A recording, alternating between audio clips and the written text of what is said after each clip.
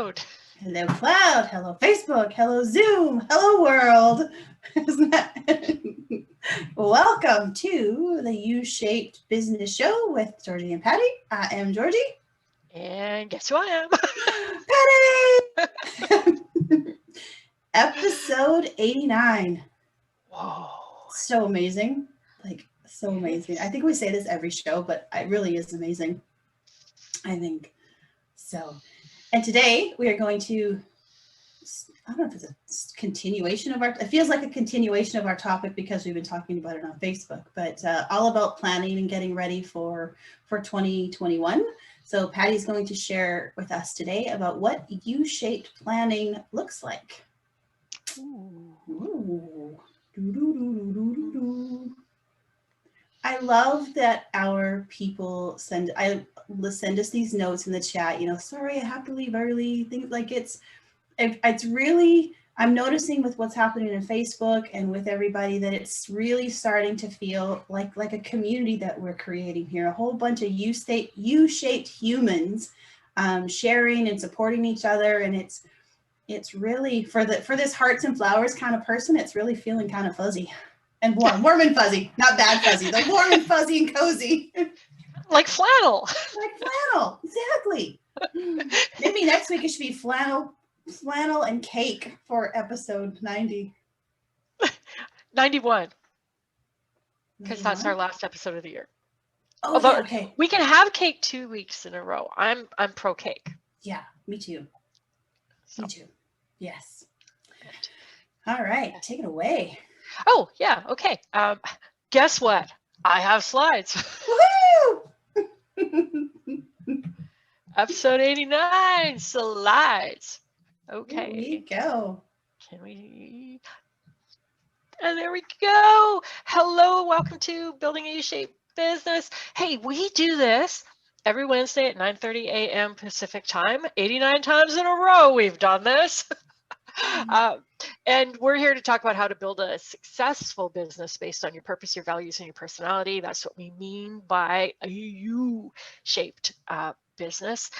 And our topic today is all about U-shaped planning, which, as Georgie mentioned, feels like a continuation of a topic because we're around that time of year, beginning of December, if you happen to be watching this in recording land, hello.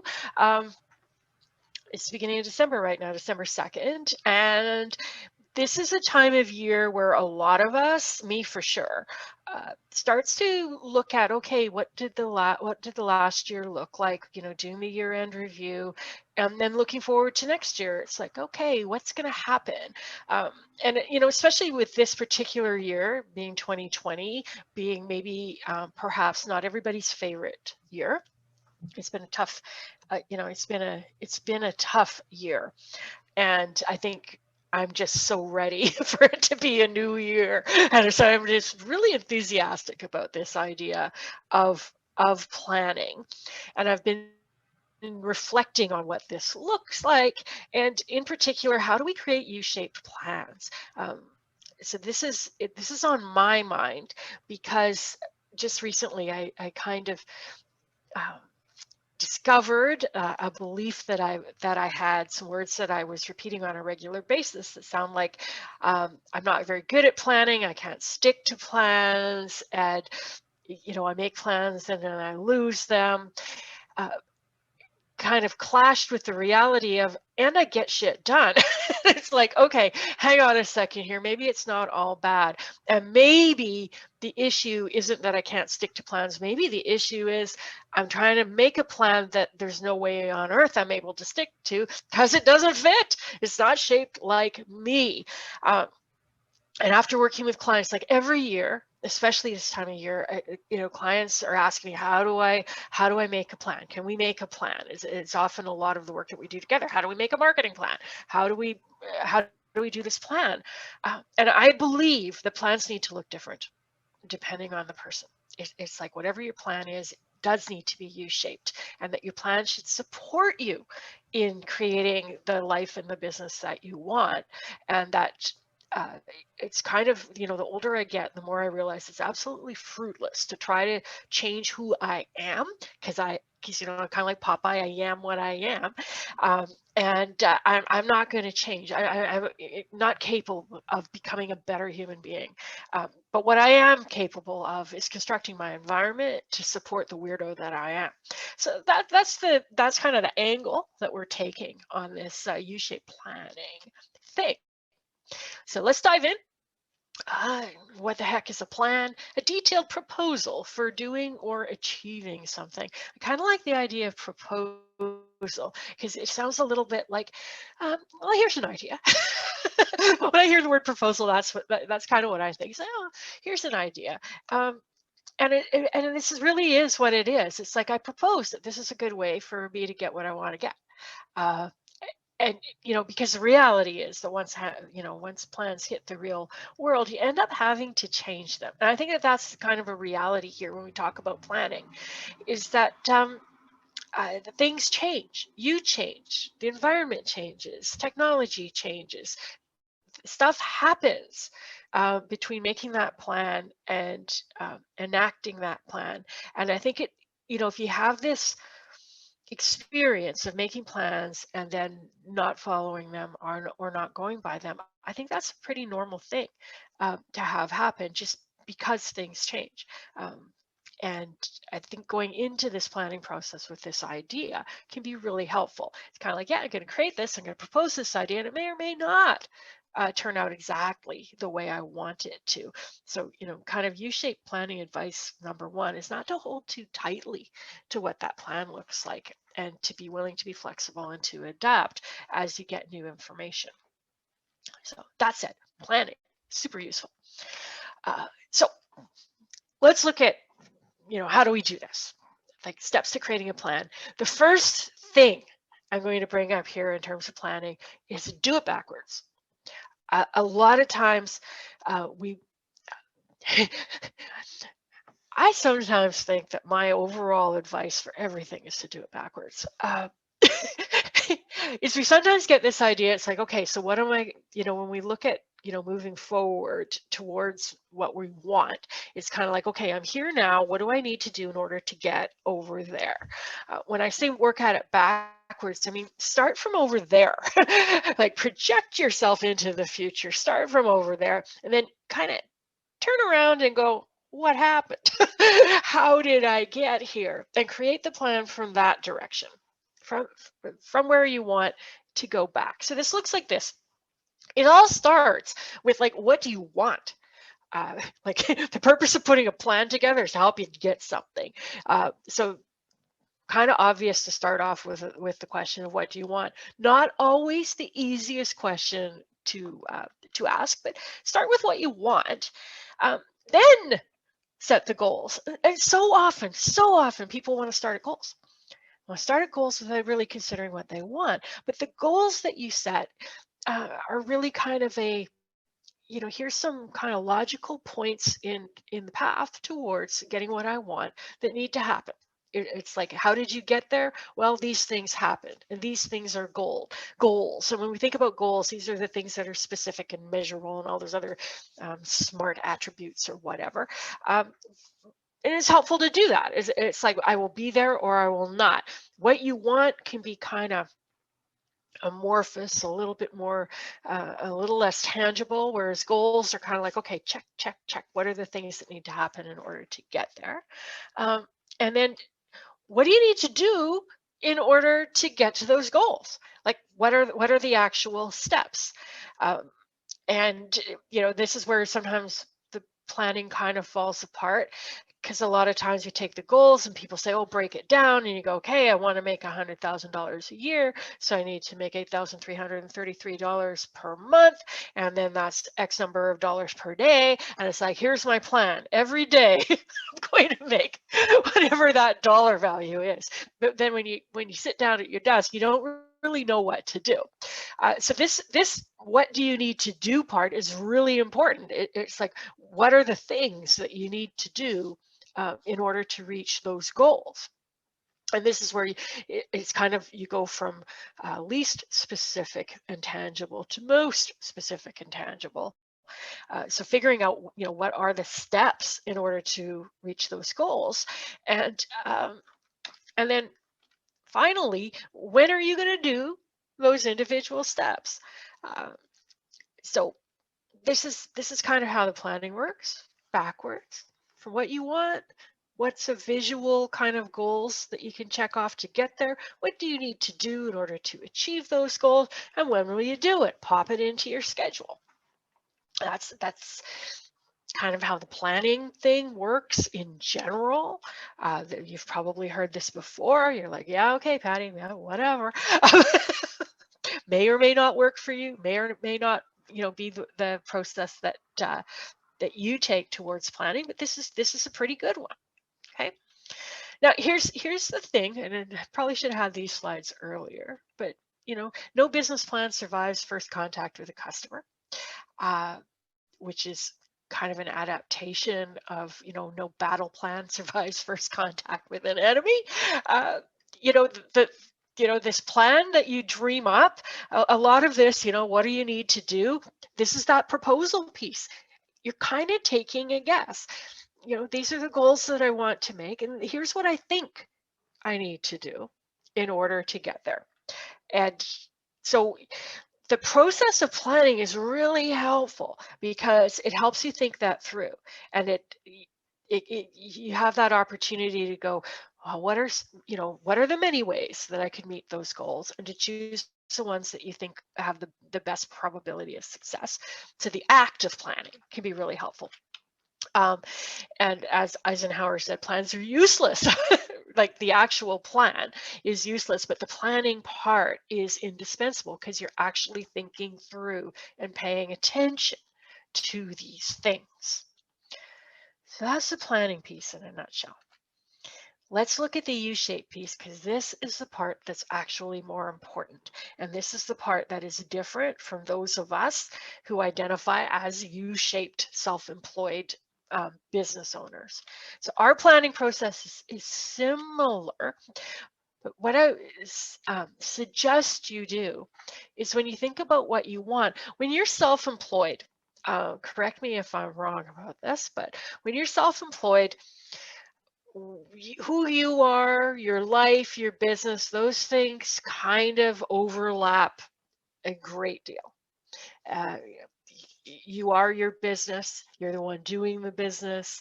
Your business is part of your life. Your business takes place, my business takes place in my living room.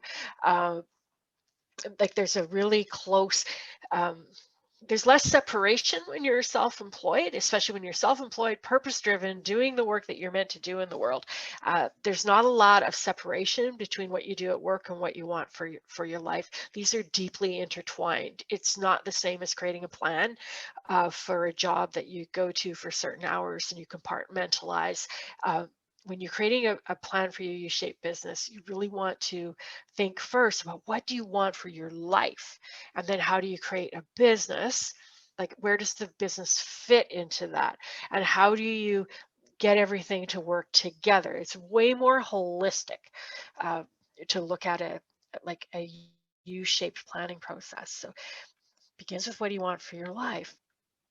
And then when you think about your business and your goals and how much money you want to make and how many clients you want to work with and how many hours a week you want to work and all of that, the question then becomes like, what do you need to accomplish to have what you want?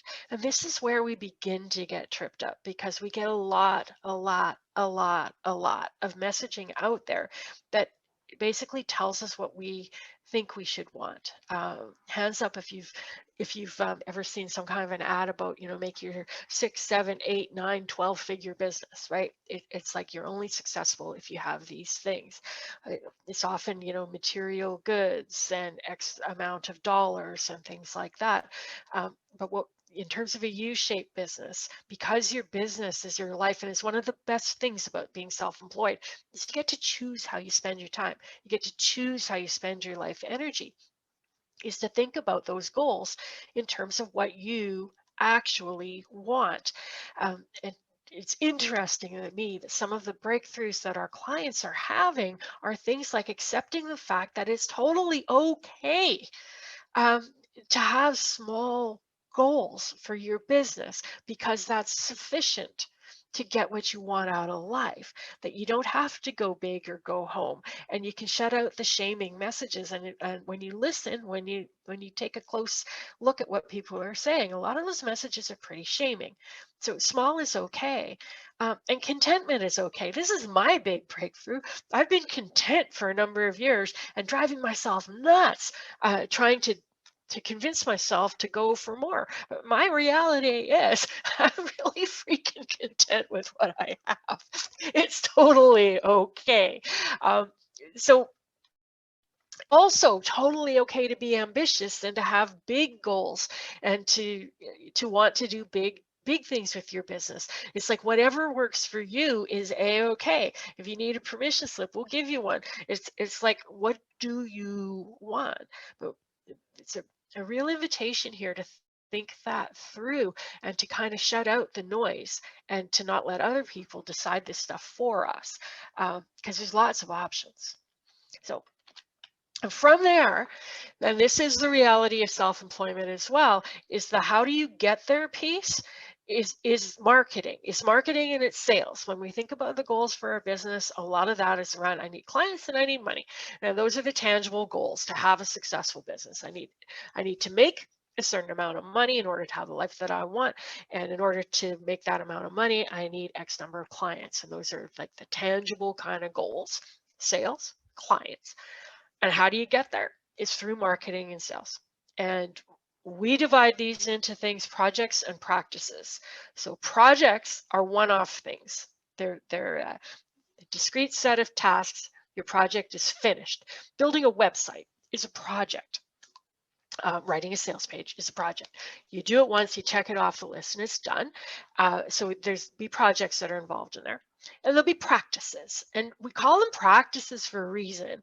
A practice is an ongoing thing that you do on a regular basis. It's like a habit, it's like a checklist. But when you think about a practice, like if you were to think about a martial arts practice or a yoga practice or even practicing a musical instrument, there is it's ongoing, needs to happen on a regular basis, and part of what you're doing is aiming to get better at it. Um, and this is our kind of our approach in terms of the marketing system. You need to decide what it is that you need to do, what you need in order to execute that marketing plan. Some of those things will be projects, one-off. Some of those things will be practices, things that you need to do on an ongoing basis and that you want to get good at. Um, from our perspective, those things are sharing your work with the world and building relationships with people. Like those are the core practices. Projects will vary depending on the business. And then when you have your marketing system outlined, you know what your projects and practices are, then it's putting them into a calendar and finding a schedule that works for you. Which takes into account who you are, when you work best, how you work best. We had a little conversation in our Momentum group the other day, and it was just like the morning people versus the night owl people. And it's like, it doesn't freaking matter if Mark Cuban is a morning person. Like, being a morning person is not what makes people successful. There are successful night owl people out there too. It's like it's finding a schedule that works for you and not trying to force fit yourself into something that they say that you should do. So it's finding a schedule that works for you. How do you work your calendar? How do you get work done in a way that goes with your energy, right? And when we look at this kind of U-shaped self-employed business, like if you are you're not going to get more than, say, 50% of your time on that schedule doing the thing that you really want to do, which is working with your paying clients. That might be 50% of your time. It might be less. It's like, it's just you. You're doing your thing, and you are responsible for the sales and marketing side of this. So in that schedule, maybe 50% of that time is dedicated to the paying clients, and the rest of the time is dedicated to getting those clients and to keeping that business running. And so what you want to do, you want to be pretty efficient and pretty effective with your time. Like, that's part of it. You don't have a lot of time to waste. So it makes a lot of sense to spend some time in this planning process and thinking through what might be the best way, the most efficient way, the most effective way to reach the goals that you have in terms of your business. So further to this U-shapedness, we get advice. We give this advice actually to people. When we think about, what do you want for your life, then there's a lot of, focus on what you want, visualize what you want, create a vision board, draw a vision picture, paint a picture of where you want to go. And this is something that I learned from a fellow named George Kao, and I thought that this was just absolutely brilliant. Is he made this insight that visualization, as we are typically advised to do it, is focused on what you want. What do you want for your life? Imagine your ideal life. Go down in your happy little rainbow elevator into your big screen, and what do you see on your life, kind of thing. It's focused on that, where it's focused on accomplishing your goals. See yourself at the finish line. See yourself at the end. What does that feel like? What does it smell like? What does it taste like? It's like, visualize that stuff. Keep your mind focused on all of that stuff. And what George proposes, and I think he's brilliant here, and I am like 1,000% in agreement, is that you need to visualize this. And this is one of the keys for U-shaped business, is to visualize what you're doing to get there.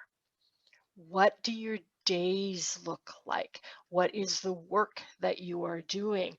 What does your marketing look like? What does your sales look like? Is to visualize that stuff. Because that's the stuff that's going to get you there. But to spend the time, if you're going to do some visualization, to do that, and also as you're putting together the plan, to visualize yourself doing the stuff that's on your marketing plan and those projects and practices, and make sure that those are things that you're willing to do. Like, I sometimes, I've done this in the past, maybe it might be someone else who's done this. It's like, I'm making a plan for somebody who is not me.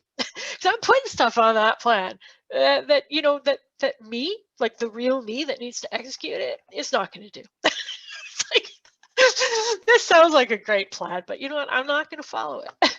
Like, I'm not actually going to do that. So it's really important to spend that visualization. It's like, oh, what does that look like? Is that realistic? Am I going to do this? Because efficient and effective, you don't have to do all of the things. Pick the things that you would like to do. And if you've been in our world for a while, you've heard us say this: fall in love with the process. If this is going to be 50% of your time or more, why not love this sales and marketing thing that you're doing, right? Fall in love with that process, visualize doing it, and that's going to make it more likely that you're going to follow this plan.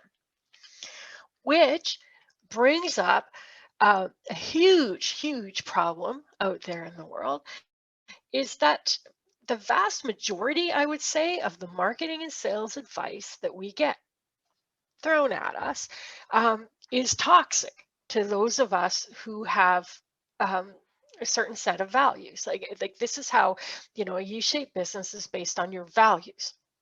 And if you value things like authenticity and honesty and integrity and treating people like people, and you care about people and you are heart-centered, a lot of the marketing practices and advice is manipulative. It's not very respectful. And sales and marketing is really, it's one of those things where people are looking at this and they're like, okay, I have to hold my nose and do this stuff that I don't want to do in order to get what I really want. So I need to, follow this plan, treat people in the way, scarcity and urgency, or even if it's not even manipulative, technology and funnels and pushy enrollment sales conversations and stuff like that. It's like that stuff is, I'm going to go on a limb and say it's not possible to fall in love with that if it goes against your values. And I see my partner nodding, so I think she agrees here. It's like it's not possible to fall in love with it if you take that perspective. So what we do and what we advocate for people is almost like a little bit of an alchemy, and it's changing what those things mean. And in thinking about terms like thinking about marketing as being about educating, inspiring, being of service, how can I help? It's about building communication and building connections and creating relationships, treating people like people, being respectful. And the sales process is being more about consulting, looking at it, is this a fit versus how do I make you do something that you don't want? George Kao, again, when he talks about marketing, he looks at his marketing, his content marketing, sharing his expertise as a ministry. Like that's how he's changed it in his head. It's like, this is my ministry. This is part of my mission. And my marketing is helping to further my mission. And like, we're on board with that. Is, to be able to fall in love with the process, it needs to be a process that you can fall in love with. And so if it's part of your mission and part of your purpose and what you want to do, and it aligns with your values, you can set that up in a way that works.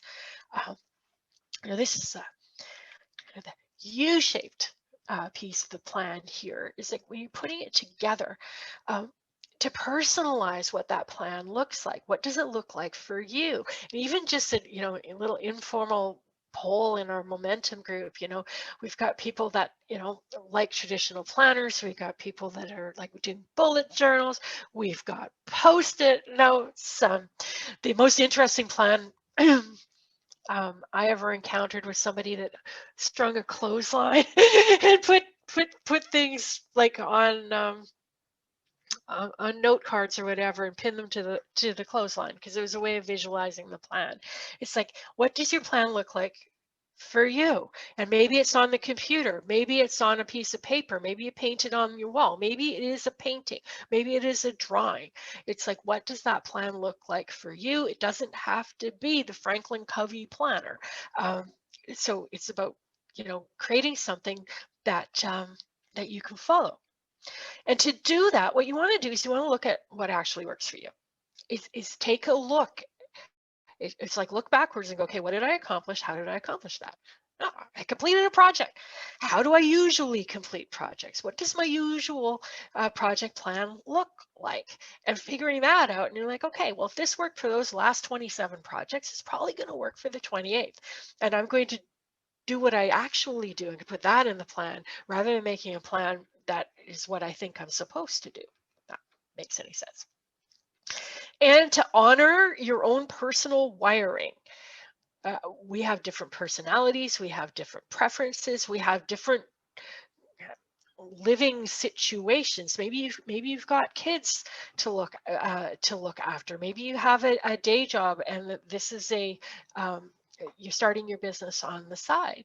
Maybe you've got low energy. Maybe you've got a health challenge, and it's kind of like, what's your personal set of circumstances and how are you wired? Are you a morning person?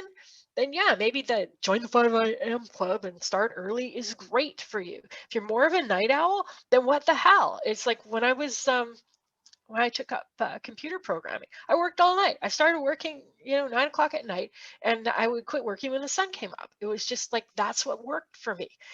It's like, that was my best time of day to do that kind of work. So if you're a night owl, do the night owl stuff. Zoom. We can talk to people all over the world. Find people in a time zone that works for you, right? And follow your energy. It's like, when do you have the most energy? When are you the most creative? When do you feel the most social? Create a plan based on those sorts of things.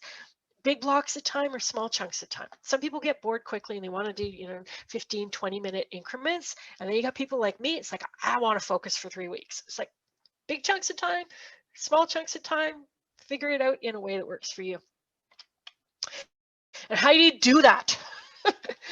We created handy dandy 10 questions to review your year. It's on our blog. If you're watching the video, it'll be in the link below this so you can find it. But there's 10 questions that you can use that will help you pull out the great stuff that you've already accomplished and analyze it so that you can get some clues as to what's going to work for you so that you can create a more U-shapey kind of a plan. And if you would like some help, oh yeah, right. You have a system. This is the other, you have a system. You're already doing stuff that works and the questions will help you dig that out. And this is kind of the key to success. Find out what works, do more of that. And if you'd like some help putting together that plan, we have a course coming up. If you're watching this on the video, it might look different. It might be somewhere else, but there's a U-shaped business design and planning course. If you're here with us live or watching this in the next couple of days, it is running the week of December 14th to 18th, but it will be available as self-study and recording and all of that stuff. And the permission slip to close us off here is to go for what you really want for your life and to create a plan that works for you. And that is what I have to say on the subject. Yay, I love it so much. We've got some great comments in on Facebook as well. Someone was saying, I often ask myself the question, why is this even a plan when it's something that I'm not actually easily moving forward with? It's like, oh, that's a really good question. For sure. And one thing that I really loved about what you shared in your presentation this morning, which I think is kind of funny because we were talking about this morning and I hadn't seen the slides or the presentation until right now when we were talking about visualization, and some of you may know this, Patty knows this because I can't stop talking about it, but I've been following a couple neuroscientists the last few weeks and really deep diving into kind of their information.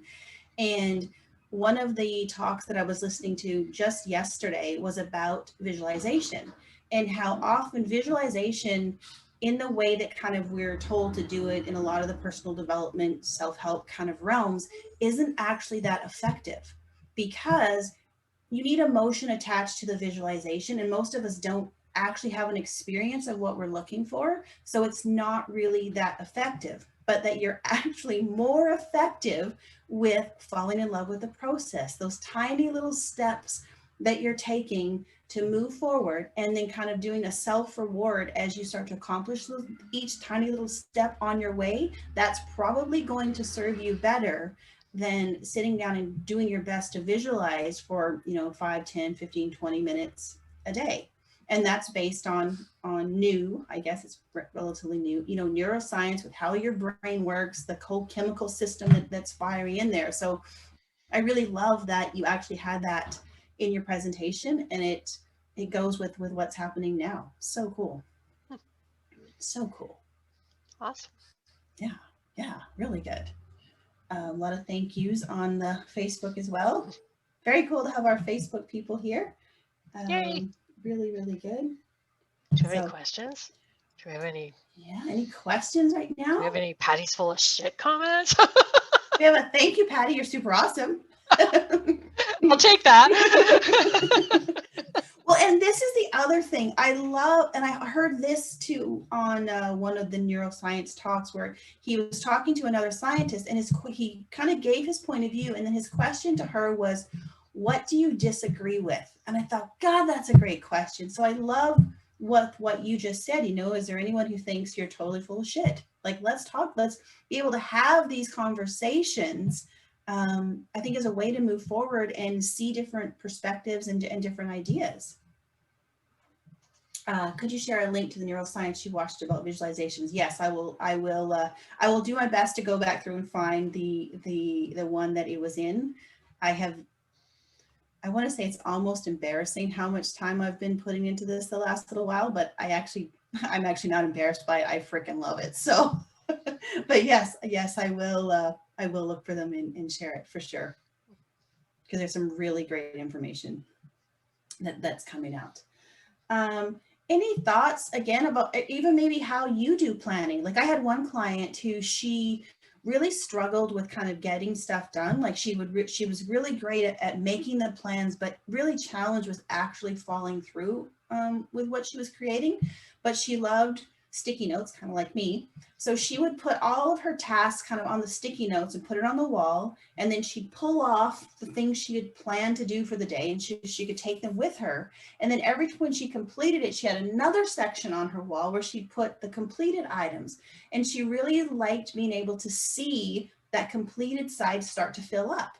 So it started to work for her, right? It was kind of a different system that we created based on who she was and what worked for her to be able to do that. So we'd love to hear kind of some of maybe the plans that you guys do, what helps you in planning, where do you get stuck in planning as well would be kind of beneficial. Maybe everyone's like super planners. Well, you know, that post-it note idea, like what you just described right there, this is an important piece here. Is the reason why we do a plan is to help enable us to work efficiently and to get shit done. Like that's why we create a plan, right? So when you think about a plan, it's about what can I do that's going to support me to take these actions? What does a plan look like that's going to support me to actually do it? It's a little bit like the breakthrough I had about filing when I had somebody say the point of filing is to be able to find the thing you need when you need it. It's not about neatly organizing stuff and squirreling it away and storing it somewhere. That's not what filing is for. Filing is so that you can find what you need when you want to need it. And then there was like, some people are file people and some people are pile people. And I'm like, got it. So now I have a piling system instead of a filing system because that's how my brain works. And like planning is the same thing. It's not about being able to say, oh, I did a plan so I can check it off a list, or to have some document that makes somebody else happy, like maybe a business coach or an accountant or something like that. It's not that. And like a lot of the planning stuff, a lot of planning advice that we see is about making investors not happy. And it's just like, it's not relevant to us. As a self-employed U-shaped business, your plan is to help you execute stuff so you get what you want. So it can look anything like, that you want, but it's thinking through what's going to help me execute. And it's like that post-it note idea is beautiful. It's like, you can see progress. You can pull off the tasks that you need to do today. You can separate them so that you're not overwhelmed. You get the big picture on the wall. You get the details in the book. The reminder system is built right in. It's going to be efficient. It's like you're not having to rewrite stuff. You're not having to track multiple systems. It's tactile for those of us who like kind of the kinesthetic, tactile, touchy-feely experience. It's got that. So like awesome. I love that. I think it's great. Yeah, I'm a sticky noter myself. So here's someone that's really pretty good at getting things done with the daily planning. The bullet journal really works for them. They're not so much on longer term planning, need to figure that out. Perhaps post-it note for longer term goals and tasks. Or not. Here's the thing. I'm going to show the slide. I'm going to find the slide. I'm going to show the slide again. Thank you for that, because I kind of forgot to talk about this part. Like, oh yes, and this, then wait, there's more. Oh wait, there's more. Yes, okay. This stuff here, this like little Aladdin's lamp over here, and what you want for your life, if you do enough soul searching, if you work with Georgie to figure out what your why and your purpose are and stuff like that, that's going to be pretty solid. You're going to have a good sense of it, and you're probably going to have this experience where you go, yeah, that's what I've wanted all along, except now I can articulate it. That's not likely to change a whole lot. I mean, you grow and you evolve and you have new things that you want, but when we talk about the stuff you want, it's going to be that's going to stay fairly consistent. And on the other side, in terms of the schedule, the way you work, the way you are wired is going to be pretty much the way you work and the way you are wired. If you're a morning person, you're a morning person. If you work in small chunks, you're a small chunk person. If you have your best creative energy at 2 o'clock in the afternoon, that's probably where it's going to be. So the what you want and the how you you work and how you function in the world, those things are going to be pretty steady. This stuff in the middle is the stuff that's subject to change. You might decide to go after different goals that still get you what you want, or that are get you closer to what you want. And when you develop your projects and practices and you create this plan of what you're going to do this month, next week, some things are going to work, some things are not going to work as well as you expected, and you're going to want to constantly update those things. And you may find, like I find, like this depends on how you're wired. Some people like to say, okay, this is my year plan. This is what I'm going to do each month. And then, here's some more details as to what I'm going to do. And some of us want to keep that a little bit looser. And this is where I'm saying about holding on to things loosely is you want to put that out in the world and see if it works. The last thing you want to do is commit dogmatically to a plan that is not working. It's like, start going, find out, get that market research, get that data. And if it doesn't work, make a shift.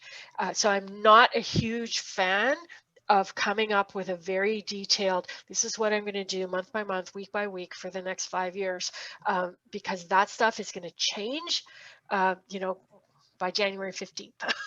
It's like it's going to change, and you're going to, you might fall behind in a deadline, or you might discover that you hate, that you're unable to fall in love with what you thought you would like, and you may have to make a lot of shifts. So my overall kind of suggestion is to get some pretty good clarity on what you want, and get some really good clarity on how you operate, and to learn how to go with the flow for the stuff in between. And that came up on our call too, where we had somebody who says, yeah, I like to see the big picture of where I'm going, and I love checking things off a list. And it's like, that's awesome. You might not need, like, it's like figuring out what level of detail do you need, and creating that level of detail, just enough, just in time, as you need it. And if you need to think a month ahead or 6 weeks ahead because that's how you're built, then do it. If you're more of I got to figure it out day to day or at the end of the week, then find a rhythm that works for you. But I wouldn't get too caught up in having all that stuff hammered out. That's my opinion. Well, it's interesting too, because a lot of here lately, and maybe it's just the people that I've been like seeing or watching or those kinds of things, but and like that Oli Casal that I talked about last week about the Cycling with Age guy who founded that organization. He talked about he's never ever had a structured business plan, ever. Like he just isn't wired that way. And there's quite a few people who have, I think, ended up building, I would say, purpose-driven, successful companies that don't follow that. Like often they started out as kind of one simple idea that they did something to kind of make a difference that they really enjoyed doing. And then it really organically grew, and you kind of, oh, I think we need to do this now. Oh, I think I need a system for that now. Oh, we better look at this over here, and there's a real organic nature to them. So I think it's okay to not have that. Yeah. And it's also kind of a question. It's like, do you need that to support you in taking action?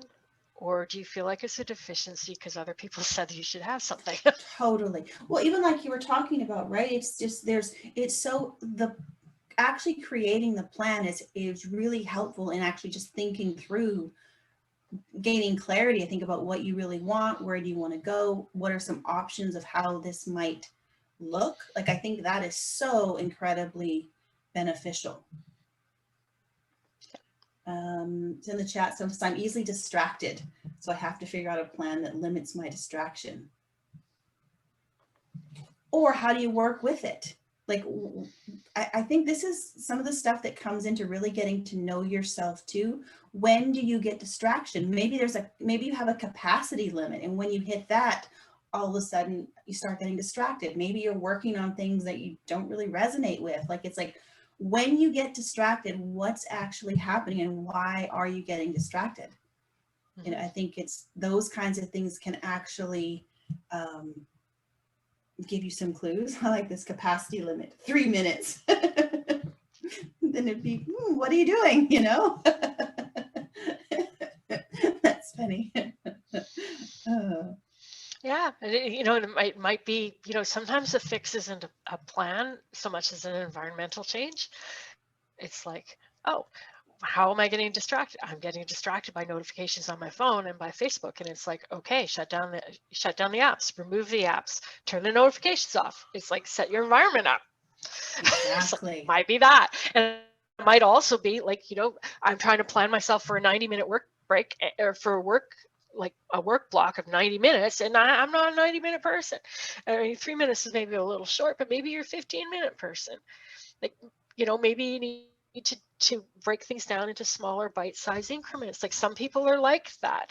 They're like, yeah, I get twitchy if I have to work on something for more than 20 minutes at a time. And it's like, okay, that's good information. You can try to train yourself to not be twitchy, or you can break your task down into 20 minutes or less.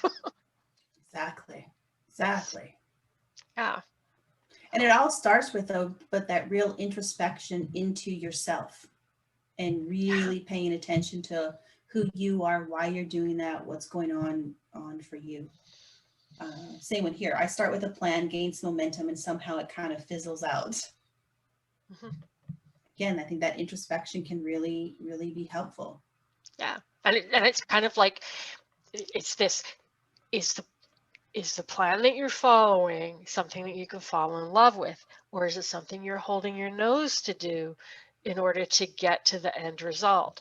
And I think way too much planning is focused on the end result and not enough on, am I deriving some intrinsic kind of reward? Do I like doing the thing? You know, Georgie and I do this show every week. We like doing it. It's fun. I like making the slides. I like being here. I like doing this presentation. I love it when we get questions and comments and we have a chance to interact. This is fun. This is this is one of my highlights of the week, right? It's also technically marketing.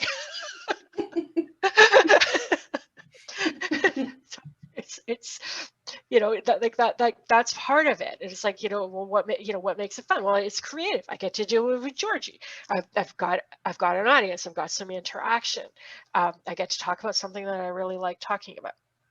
It's like it checks a lot of boxes for me in terms of what I'm getting out of it. And it's not something that I have to push myself to do, at least not usually. I mean, every once in a while, I having a bad week, a little busier than usual, and it's like I might not have 100% raw feelings about it, but for the most part, this is you know, this is a process that I could fall in love with. So we're willing to do it for the long term, because it take a lot of seeds, a lot of repetition, a lot of showing up, a lot of consistency before stuff starts to pay off. So that too can be, you know, held my nose and I did this thing for three months and then it fizzled, like, you know, because I didn't get results fast enough, because I don't really like doing it and I'm tired of forcing myself. I've run out of willpower. I've run out of pushing myself forward. Maybe that's what's happening. Maybe you just need to revisit planning every quarter or something like that in order to get re-inspired. Maybe you need to spend a day getting back in touch with your purpose and your why and what you're doing, and reevaluate things and make sure you're still on track and recommit. That maybe that needs to be part of your rhythm. And this is the thing, what works for you? When do you get inspired? What is that? Maybe you need breaks. One of the things I've learned about myself, you know, especially in this last year, is that I do really well with intense bursts of work followed by a decompression break. I'm a chunk person. Well, and I think this show is for us, it's a great example of really looking at what works for us and how do we hack our system. Neither one of us are good at making videos. We tried in the beginning to sit down, we were going to make some videos to share, and we sucked at it and we couldn't do it. But we know if we go live, it's going to happen. So we work our system. We go live and we need people here. We haven't, as long as there's some people here and it's live, we know we'll do it. Exactly. So we don't have to become better human beings. No. I don't have to stick to it. I don't have to, make myself sit down on a Wednesday morning at 9:30 and talk to myself on camera and make a video, because I won't do it, right? We won't do it. You won't do it. But so we've just found a way to hack our own systems. We do this live because it creates the accountability that drives us. Exactly. It's like permission slip to hack your own system. It's like set your environment up, set yourself up for success rather than failure. It's Gretchen Rubin's 4 tendencies quiz. Go take the 4 tendencies quiz if you have trouble getting going with stuff, and find out how you're wired that way. Because if you're an obliger, which is one of her 4 tendencies, you need accountability. You need another person waiting on what it is that you're doing. And so you get yourself an accountability partner, or you get yourself a coach, but you can try to change who you are to not need that, or you can just easy peasy. I'm going to meet with Fred every Friday night at 5 o'clock, and I'm going to tell him what I did, and I can commit to what I'm doing next week. And, and I'll do what I need to do in order to not have to tell Fred I didn't do it. If that's what you need, set that up for yourself. It's just like, set it up. If you're a questioner like me, you need clarity. So do what you need to do to get the clarity. Take the time. Draw stuff on a piece of paper. Think things over. Take a few days to think about things and get the clarity you're looking for before you move on. It's like, hack your own system. Figure out what works for you, and then just do it. Full permission slip. No matter how freaking weird it is, just figure it out and do it. And I think, like, there's in the chat here, we've got, I can hear it 1,000 times, what works for me? And that question sounds so simple, but what do you want? What works for you? And it's actually not the easiest question to answer. And I think, again, that's where this power of having these kind of introspective questions and taking the time to look back at what have you done? What's worked well for you? Why has that worked well for you? Why did it not work for you? It can really help you to figure those out. But it's often when you ask people, well, what do you want? Many, many times the answer is, I don't know. I don't know. Like, I know I don't have it, and I know I want something more, but I don't actually know what that is. So being able to gain clarity on what it is that you really want and what works for you, it takes some time, and sometimes it takes some help, and it takes some questions and some reflection, and being willing, I think, to put the time in to figuring that out for yourself. But often it sounds like a simple question, but it's often not. And we often figure that out by figuring out what doesn't work for us first. Exactly. It's like, exactly. Try something. It's like, try something, but try something different. It's like, don't be me. Don't have 30 years of dusty planners piled up. Like, try something different. It's like, if the planner didn't work for the last 6 years, it's probably not going to work this year. Try something different. Try Post-it notes this time. Try drawing a picture, right? And maybe that won't work either, but you'll have more information. So there needs to be this kind of willingness to experiment, to try something, to see how it goes, to evaluate it, and to pay attention. Like, to pay attention. Yes. It's why we do a weekly review. We send questions every Friday to our people in Momentum. And it's that reminder to check in.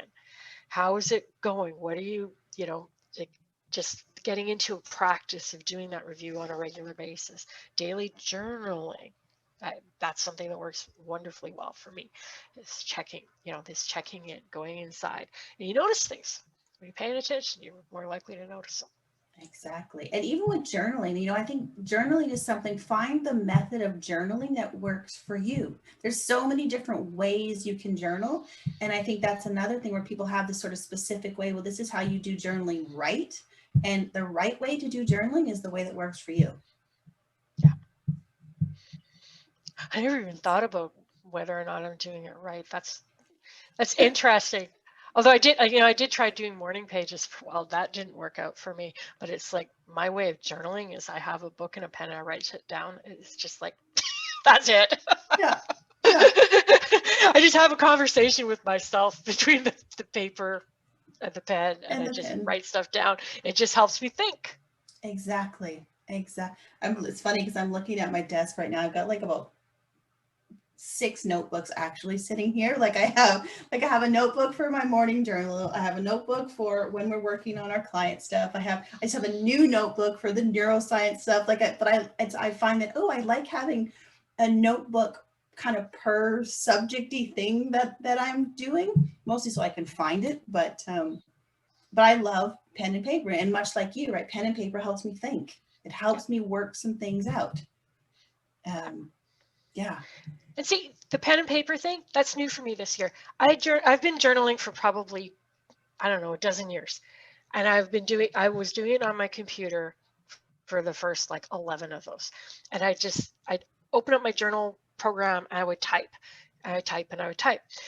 This year, I decided to change and to go try pen and paper.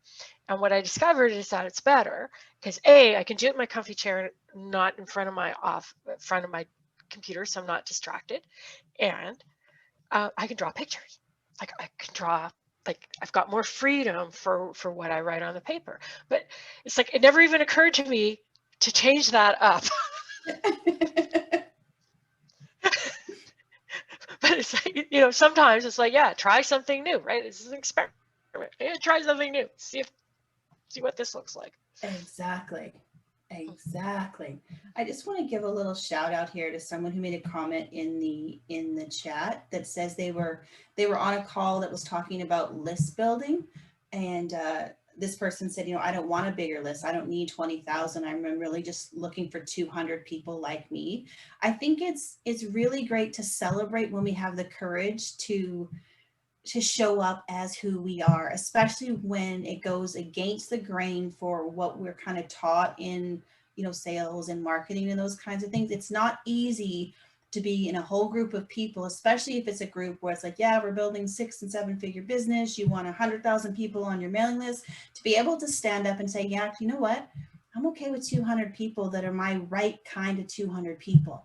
I'm really okay with that, because there can be pushback. So I just wanted to give a little shout out for just standing up and having the courage to be you is really, really awesome. Yeah. And I'm just going to throw this out for my U-shaped buddies that do one-on-one work. You don't need a big list in order to have a successful business. And it's like Georgie says, you need the right people, and having 20,000 people that are not interested, you're far, far, far better ahead to have 200 people that are. And it's just like that whole, you need big numbers or whatever. Yeah. It's an out to lunch marketing strategy for our U-shaped business. Exactly. Perfectly appropriate for something else, but not for this. Exactly. So as we're almost at 10:30, I just want to do a reminder for those that are watching this live. If you like to play along and be around more U-shaped people, we do have our cozy, comfy office space over on Facebook, where right now we're actually posting those review questions, one question at a time, for the next 10 days, only on the weekdays because everybody needs weekends off. And you can join in at any time. We do have some cool prizes that we're offering. So if you want to play along, get some support, some ideas, just share with other people who we think are like us, kind of the outliers, the misfits, the people that want to be ourselves in the world, then we totally invite you to come over and play with us there. Yeah, absolutely. The Comfy Cozy Office will have the link somewhere near this video. And we'll be back next week. Talking about U-shaped visioning. U-shaped visioning. Ooh, whether it works or not. Ooh, we'll see. It's about the figuring out what you want piece, right? Exactly. All right. Have a wonderful week between now and then. Would love to see you in the office playing yearly review with us. Otherwise, see you back here next week. Same bat time. Same bat channel. Bye now. Bye.